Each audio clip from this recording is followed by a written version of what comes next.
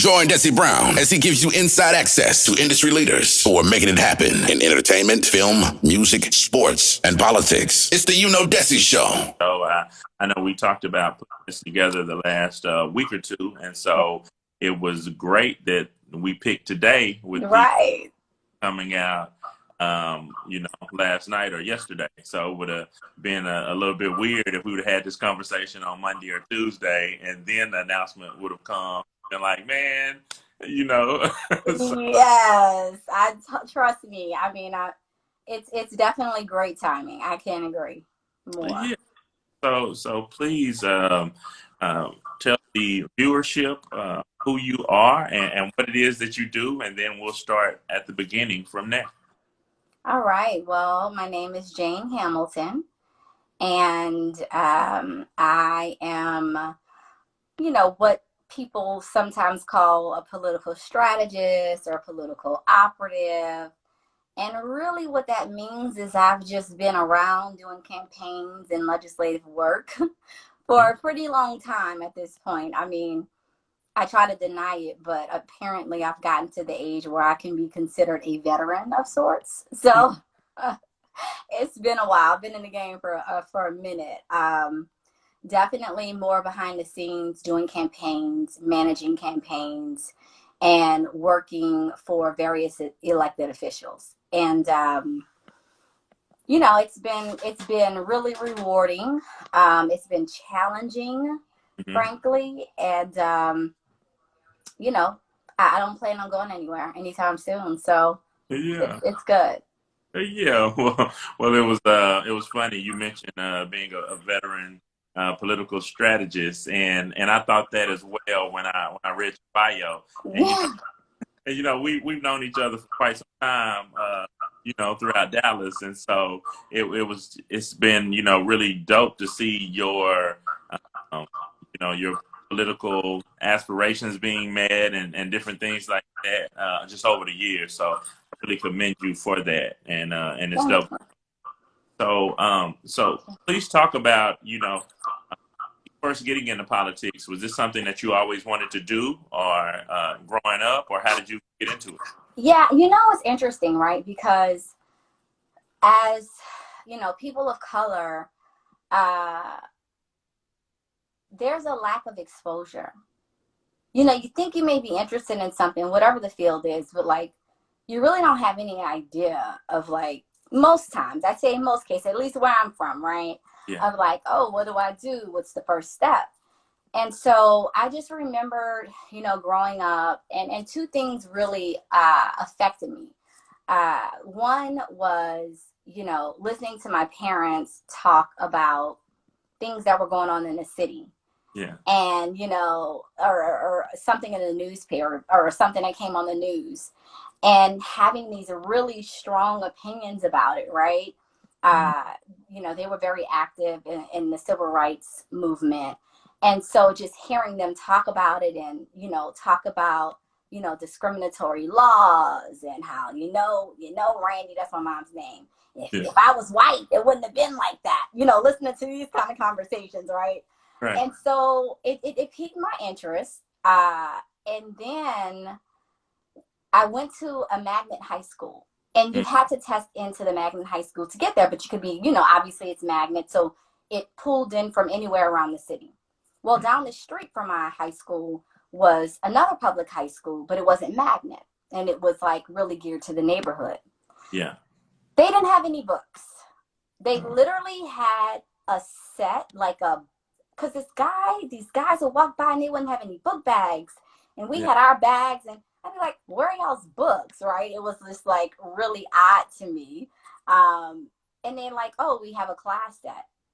Yeah. In America, like literally didn't have books to bring home. Yeah. This is what we were dealing with, right? And this is like, we talk about digital divide now, but like people didn't have the internet. Like, I'm a little mature. So back then it wasn't really, all of this cell phone stuff. And if you either had the book at home or you didn't.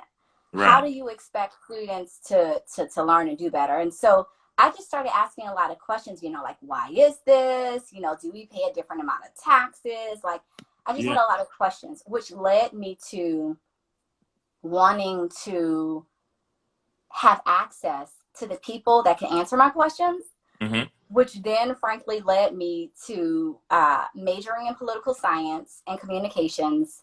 And then I worked on my very first campaign in 2000 right here in Dallas. Yeah.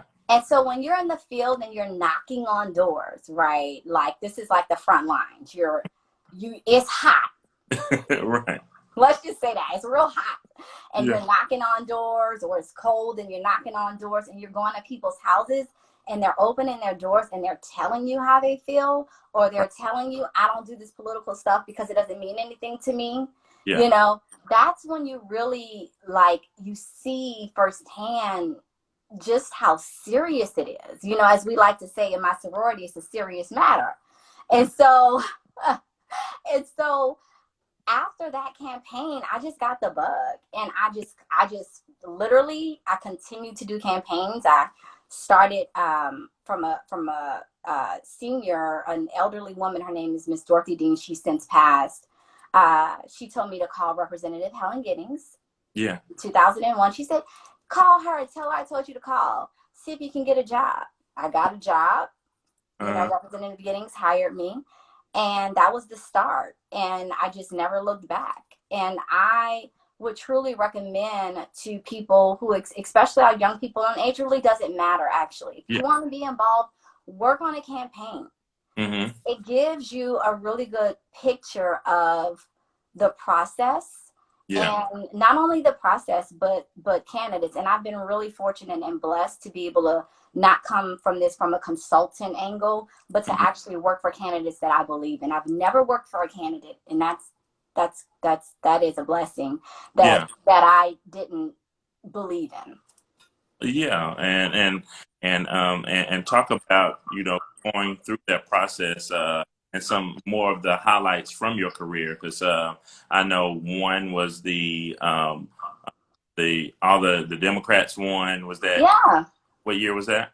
That was in 2006. So essentially what happened is Martin Frost, who was a congressman for something like 20-something years, he had been redistricted out of his seat. But he decided in 2004 to run anyway. And so when he ran, he lost. He lost to Pete Sessions. Pete Sessions is now replaced by Colin Allred. Yeah. But we learned a lot. What we saw is that typically your Democratic Performance Index, it changes like every election cycle by 2%. And that what that means is that you have growth in Democratic voting about 2% every cycle. It went in 2004, it jumped up to 8% because of the work in that race. It was the largest amount of money that had been spent up until that point in any congressional race in the history of the United States. So what that did is people who were down ballot, you know, it allowed for other people who were coming to vote for this congressional race. They went down ballot. They voted for Lupe Valdez. She was the first openly gay Hispanic sheriff. They voted for Lorraine Raggio at the time, who became one of the first Democratic judges to flip a seat. And they were a few more. And so what we saw from 2004 is like, hey, we're trending here. Something's happening in Dallas. And we need to pay attention to it. What does this mean? And so we continue to look at the numbers and talk to elected officials. Some elected officials who are Democrats, our friends, you know, they were like, oh, we don't know if this is going to happen, right? Yeah. But the most important thing is that they got on board. They got on board with the program. And we had Craig Watkins, who was at the top of the ticket. He told his story. You know, he told his story about how he grew up. He told his story about what it meant to possibly be the first African-American DA. And it wasn't the first time he'd run for that seat. He'd run before, but he ran again. And this time he had a slate of judges. A lot of them were African-American. And so when we presented this to the doors, again, I'm knocking on doors, right? When we presented this to the people and we say, hey, we have an opportunity to elect the first African-American district attorney in the state of Texas right here in Dallas. Yeah. We got an overwhelming response, and we have never looked back. We changed the course of Dallas. We now have another African-American DA, John Crusoe, who is doing amazing work. He's very accessible to people in our communities. We need that access. And so that's what it is meant for our community. You can get to John Crusoe, whereas before you couldn't get to the DA, right? Before Craig Watkins, you couldn't get to the DA, right? And so this is really, as African Americans, we need access. We need people who we know when we go to, we can get a call answered, or we know somebody who knows somebody who knows somebody, you know what I mean? And it makes a difference for us. And that was a huge win. That was a huge win. Mark Vesey in 2012, he's a member of Congress. He was also a really big win. And I couldn't be more proud of him and his service to the Dallas-Fort Worth community as a member of Congress. Yeah, and jumping forward, I know we're on the times, waste too much time, but coming forward, how did you get involved with the Joe Biden campaign? Right. So, it's interesting, in my own sort of way, I actually kind of took a bit of a break from campaigns. When I was working for Mark Vesey, I was between Dallas and DC. Mm-hmm. And I really wanted to, be in Dallas. But in a chief of staff role, you need to be in DC, right? So I had a conversation with Mark. He was really supportive. And I came back to Dallas and I just kind of took a break. And I said, what do I want to do? And one of the things that's always interests me is online education, because it's a way for communities of color to have better access to education. So I had an opportunity to work for a company called Noodle Partners, which I'm very proud to still be working for. And we decrease the amount of money that it costs to be online and to learn online. And John Katzman is the founder. He's doing amazing things. I couldn't be more proud to work for the company. But I was approached by the Biden campaign due to my record in Texas. And they said, hey, we would love it if you would join the team and think about being the statewide director for the primary. And I'm like, oh my gosh, I'm working. I don't know if I could do this. And so I went to my company. They agreed to give me a leave of absence, which is wonderful. Yeah. And so I took that time and I came on board to Biden. And as you know, in the primary, we had a lot of challenges, right? We had a lot of highly capable, talented swath of, Democratic presidential candidates to choose from. Mm-hmm. And it was interesting because I've known of Kamala Harris's work for a long time. My godmother served on the board of trustees for Howard University. And so I'd be there with her. And, at the time, Kasim Reed was on and all these really big people that we look up to. Sister. Yeah, absolutely. And so it was sort of like Kamala's running and then Beto was running and you had, Castro. It really was a showcase of really what the talent pool is, right? And Amy Klobuchar had been in the Senate for a long time. And so the choice really came down to, for me, I looked at Texas and kind of where we were at that time in the process of picking a nominee, right? Of going through the primary. And I felt like, Biden was the right choice at this time. And frankly, that was the campaign that reached out to me. And so I waited and I had to support my company and my family. And so we said, let's do this. Yeah. Well, yeah. And moving forward with him, being on the ballot and things like that, how are you still involved? I know you're not involved in the exact same way now, but. Oh, absolutely, I am. I'm one of his senior advisors for the state of Texas. And I'm really excited because the team that we are putting together here in Texas, it is a showcase of the best talent. We are being led by statewide director Rebecca Acuna, who literally just became a citizen 2 years ago. She's the American dream. She's living it. And I've known her for years. And so to be able to work with her and just the leadership skills that she's showing as she leads this team is tremendous. We're also working with Jennifer Longoria, who was on Elizabeth Warren's campaign. She's now the deputy director for this campaign.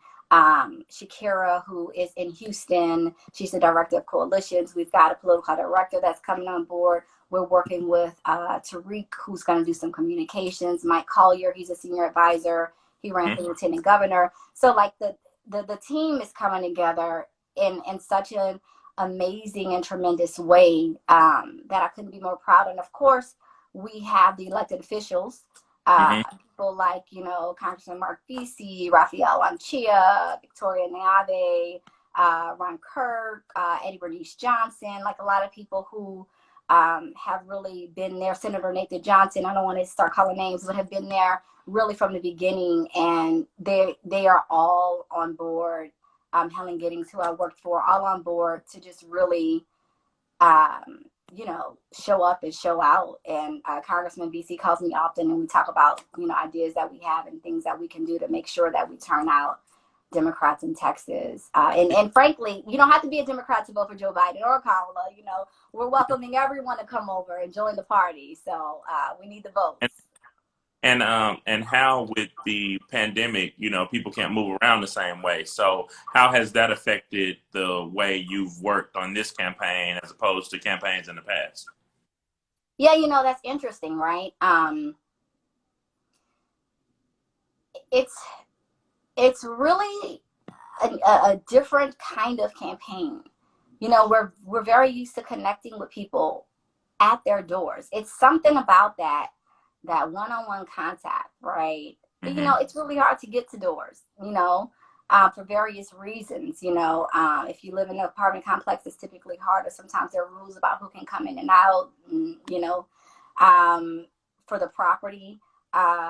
It's sometimes, various areas are just hard to get to just because of the terrain, maybe because the houses are further apart and it takes more time. So when you look at walking, you sort of, you think about all these things. But I'm saying that to say it has afforded us an ability to call more. We're going to be mailing. There's always a digital footprint that's growing.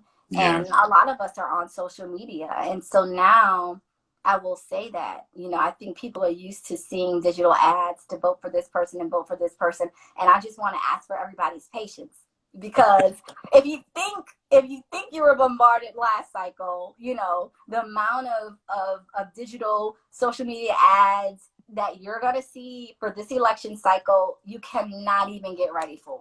It is just going to be overwhelming.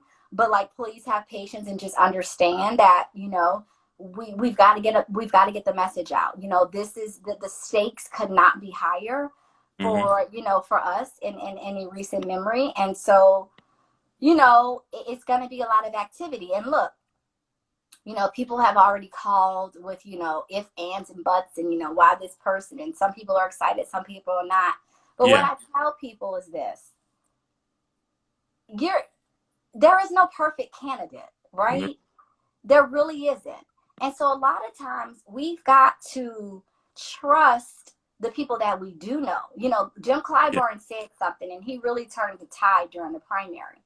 He said, look, we know Joe. Yeah. And what he means by that is that when you're in a legislative body, you know who you can go to, especially when you're in the House on the Senate side, that's going to support what you need, support your bill, support the legislative actions that, Jim Clyburn, who's African-American, highest ranking member in the House, supports, right? So he knows his friends, right? And the late John Lewis supported Joe Biden. I trust him, right? This is a person who's not only a member of Congress, but he was on the front lines of the fight, at the bridge where everybody, knows what happened there. And so, is this a perfect candidate? I think if we're looking for a perfect candidate, we're not going to find that candidate. But in terms of Joe Biden, we know his intentions, we know his heart, we know his record, some of which, not everyone agrees with, and some things that he has looked back at and said, I'd have done it differently. But just as people, we all evolve. And, to the young activists, right, that are so inspiring. I cannot tell you how proud I am and just, happy. I mean, sometimes it feels lonely when you're a person of color and you're in politics. But Yeah. to see all of this engagement, Mm-hmm. like, I just want more of it. And I want them to like stay involved and do more and push harder. But I And, also want to say they are the ones that are pushing legislation forward. So yeah. sometimes somebody's not going to agree with you, but will they listen to you? Do they respect you? Do they respect your opinion? Does Joe Biden think that Black Lives Matter? Absolutely. Does Donald Trump think that Black Lives Matter? Absolutely not. Right. And talk about, some of the damage that I saw someone asked if they thought that Trump had did, so much damage to the Republican Party, and how long do you think that'll be long term, or do you think they bounce back quickly from it? Oh, well, let me say this. We have to be real about our country. And we've got people here that heard what Trump said and they responded and they turned out in large numbers to support the racist rhetoric. They still live here. And let me tell you something right now. They're going to turn out in numbers like we have never seen.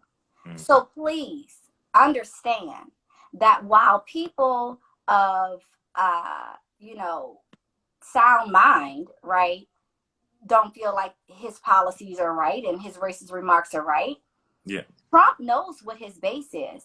And Trump is not someone that, speaks in these, because, in sort of what we've seen in the past, like, it's not about dog whistles, right? Yeah. For Trump, he's on a bullhorn.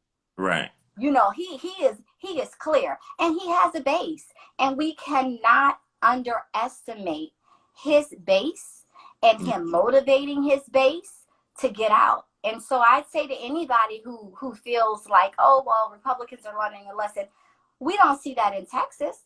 Right. In Texas, before Trump even got in office, we had the most discriminatory voter ID laws. We had the most discriminatory redistricting laws. We have the most discriminatory voter registration laws, okay? We Republicans in Texas, the leadership, Greg Abbott, they have set the blueprint for the rest of the nation to say, this is how you discriminate against Black and brown people. This is how you suppress the vote. This is how you oppress the people. And so we can't just say, oh, we're going to go in and vote against Donald Trump. If you go to a voting booth and you don't get from start to finish of that ballot, you have not completed your mission. Yeah. Because you will leave those same people who rejected the expansion of Medicaid. Yeah. When we had an opportunity to expand Medicaid, right? Greg Abbott said, no, you will leave his friends. He's not on the ballot, but his friends are, who support him. You will leave his friends in leadership. And we cannot do that. We have to come together. And yes, getting Donald Trump out is a priority. Voting for Joe Biden is a priority. But we have other options on that ballot. And so we got to start at the top and we got to stay there, because guess what? Our lives depend on it. Yeah, and talk about some of those important dates that are coming up, as well as things that we can do, to support the cause, especially for people, Absolutely. especially for people Absolutely. Yeah. Absolutely. And let me just say, with regard to important dates, I want to come back on as we get closer in, Dessie, because while I love being here, I want us to be able to have this network to inform people. And so I thank you. You talk about, sort of like seeing me out and like us kind of like growing in Dallas together, but like, hey, you've got your own story too as well, right? And so I appreciate, just your evolution in terms of even having this show and giving me the opportunity, in your network to talk about these things. So you asked about dates. We've passed the primary already, obviously. The nominee is going to be officially selected. the 17th through the 20th. And so we'll have people that come and speak. And, later today, I do believe that Senator Harris is going to join Joe Biden in Delaware and give their first address together. So that's excited. I will be tuning into that. But we will have an early voting period. And that early voting period is going to happen in October. I cannot stress the importance of voting early. Don't wait till election day. Life happens. Right. You don't know what is going to happen on the Tuesday that we get to vote, in the first Tuesday of November. You don't know what's going to happen. Things happen. Mm-hmm. Give yourself the time and the opportunity to go vote at your leisure in a period of 2 weeks. Yeah. You have a weekend. You got an entire Saturday. You got, you got an entire Sunday, right? Like, take advantage of that, And not only that, I know that the AKAs and the Divine Nine, I know we about to show up and show out for our sister. I have no doubt about it, okay? It's going to be annoying, so bear with us. But my point is like, we are also responsible for taking our friends and our family. My vote on its own is not going to get us where we need to be. But if I'm asking you to vote, you're asking your family to vote, you're coming back on your network during early voting and saying, hey, listen, this is what's at stake. We need to get out and vote. Look, we don't have to tell this story. If you Black and brown in America, you already know what's up, right? We're feeling it. We're living it. And so, that's where we're going to have to be. It's going to take all of us. And, I have no doubt that we have the numbers. It's never been that we didn't have, people talk about registering to vote. It's important. You should be registered to vote. But understand that today, right now in Texas, we have the numbers not only to change the course of history, because we have 38 electoral votes. If we flip Texas, if we deliver Texas, we will be responsible for getting Donald Trump out of the office. That is the power that Texas plays in this election. And so I just encourage everyone to get their family out, get their friends out to go vote. And, look, let's make it decisive. We don't need it close. We don't need to be sitting like, oh, Lord, what's going to happen? Biting our nails. Forget that.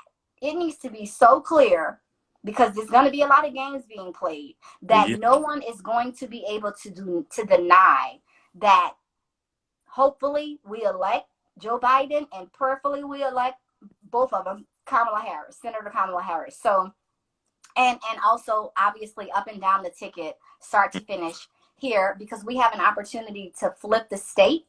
Yeah. Here in Texas, we've got 12 competitive seats that we need to protect. We've got 17 targeted seats, and we've got about 6 to 7 congressional seats. All of those things are important as we move to redistricting. People, your census, if you haven't filled it out, we need that. Why do we need that? Because we need you to be counted. Why do we need you to be counted? Because in Texas, Black and brown population is growing. Mm-hmm. Which means that we are due more congressional seats. People, we can at least get 3 more with the numbers that we have. But if you don't fill out that census paper, it's not going to happen. Mm-hmm. So we need your participation. Yeah, and when you have information, as you have things that you want me to share, that you need me to share, please send that over to me so I can do so as well. And me and you and Lola, we can get together and pick dates that you want to come back on. I love it. So because this is so important right now, and I'm glad that, we had the conversation offline as well. Yeah. To talk about everything that's coming up, because this is truly important, and the timing is now. We can't wait. Last thing before I get you out of here, a couple of people have been on here talking about mail-in votes and things like that. So please give your opinion. I know we want to try to get in there if we can. Okay, so let's be real clear. Oh my gosh. First of all, I don't know who asked the question, and I thank you for bringing it up. I'm going to try to make this as brief as possible. But this is so deep. When I hear people say, oh, my vote won't count, it's something that just, it really just upsets me. Because the truth is, there are people who are sitting behind a desk every single day, and they are trying to suppress your vote that you say doesn't count. So if you have somebody working overtime to make sure you don't vote, or to suppress your vote, or to steal your vote, trust me, it matters. And with that, mail-in ballots. This is a long history. I'm going to try to give it in 2 minutes. Our current Governor Greg Abbott, he was once the Attorney General. He got what is called a burn grant in 2002. It came down from Congress. It was $1 million and something. They say, you know, there's a lot of cyber crimes around pornography, child pornography in Texas. Take this money, use it for that, to help kids and to make sure that, you know, people are safe. Yeah. This man turns around and uses the money to investigate quote unquote voter fraud. He has an all-out assault on African-American elderlies right here in Texas. One of the people, I was very close to her, name is Gloria Meeks. She was a community activist. She served the community. So a lot of elderly people will call her and say, hey, you know, I can't read this. When do I get my ballot? How do I get an application? And she was doing a service to the community. There are a lot of people that do that. There are some bad actors in everything that we do. But for the majority, you can get a mail-in ballot under certain circumstances. Are you 65 and older? Do you have a disability? Are you going to be out of state? Yeah. You can take that application, say you want to vote by mail. They then send you back a ballot. You fill in the ballot. You send it back. Perfectly fine, perfectly legal. If you're in one of those categories, you should do it. We have said, due to the coronavirus, can we expand that, right? Because this is our constitutional right. We're not trying to impede the right to vote. We should be trying to help people vote, right? Instead, we have people like Greg Abbott who started it. Because you remember, as goes Texas, so goes the country. You know, so it has been an all-out assault on mail-in ballots, and it is because a large number of African-American elderly vote that way, and they are working to suppress their vote. So when we ask to expand it, you know, the conversation is not around, oh, well, we don't know, you know, there's so much fraud. That's a lie. There's not so much fraud. It is a blatant lie. Greg Abbott had to try to prove that in court. He couldn't prove it in court. He lost. Yeah. I was a plaintiff in that litigation. And so, you know, let me just say, it's something that we're still working on it. But I'm going to tell you this. If I got to go to vote in a hazmat suit. We're going to do that. You know, if you need a hazmat suit, we're going to find something for you. You got masks. You got the face shield. If you want to wear some gloves. You want to wear extra layer of clothes. Whatever you got to do. And this is life and death for us. Yeah, and that's another reason to early vote as well, so you can take your time, and you know, and it shouldn't be quite as many people if you actually go and vote early in your area. So that's right. And if you're in Dallas County, you have vote centers. That means you can vote anywhere. So you don't have to worry about somebody turning you away. Oh, you're not supposed to vote here. No, you can vote. And if you have problems, if you get to a voting location and they try to turn you away, I'm gonna be back on your show, Dessie, to talk about what we can do to make sure that that does not happen. We'll have a hotline. We'll have people to help, because we got to get into every vote. If you get there, we want you to stay there. We never want you to leave. We always want you to call and let us help you fix the problem so that you can cast your vote. Perfect. I want to say one last thing. Yeah.